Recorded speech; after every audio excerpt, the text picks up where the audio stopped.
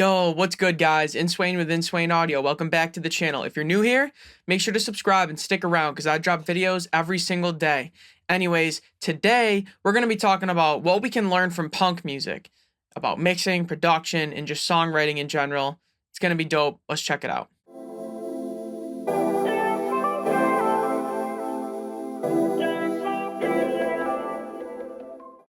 Okay, so I was thinking about the characteristics of what makes a punk song, and it kind of reminded me of mixing and how you gotta kind of break the rules because that's what punk is kind of all about. And I'm gonna break it down for you like this. So, the main takeaway is in punk, it's all about the energy and the feeling over perfection.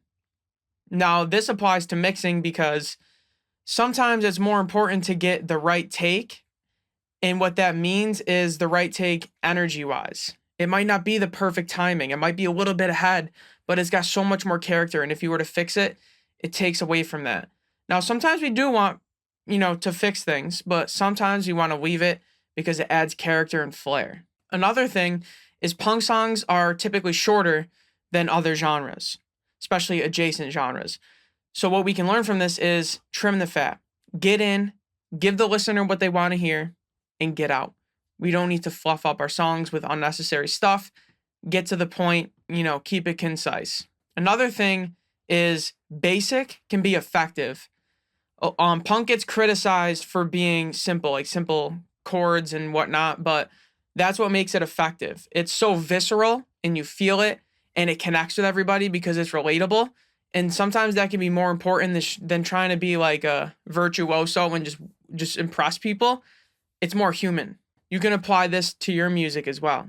Another thing, and this one's a little bit of a stretch, but the point applies, is the drum patterns are a lot of times repetitive. It's do ba do ba do ba do ba do ba do ba, and I love playing that on the drums. But that's very repetitive, but repetition legitimizes. It gives the listener a home base, something to familiarize themselves with, a groove that they can get used to. Because if things are too complex, the listener never recognizes that pattern. But when it's nice and simple, they recognize the pattern and they groove to it and they fall into it.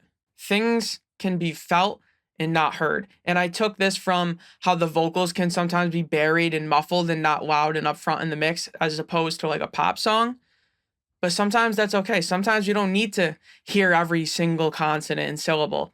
We can feel it. And sometimes that vagueness of not knowing what they say, sometimes your brain hears and fills in the lyrics that you want and you interpret the song the way you want it as opposed to it being just laid out for you and you're told, you need to understand it this way. Sometimes it can be nice to leave things vague. So things can be felt and not heard, and you can apply this to your songwriting and production or to your mixing. Not everything needs to be front and center. And finally, vocal character is more important than technical skill.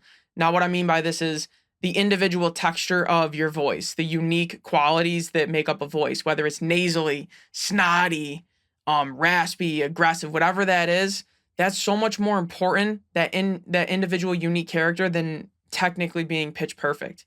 Because especially nowadays, you can fix pitch, you can fix timing, but you can't add character. And that is what makes a vocalist special. So there you go, guys. A couple things that I learned from punk music that I apply to my music, to my mixes, to really everything. And these don't always apply, but when they do, you're going to be glad that you knew them. Anyways, guys, I hope you got something from this Inswain with Inswain Audio. Please make sure to like, comment, subscribe. I'd appreciate it. I'll see y'all tomorrow, man. Peace.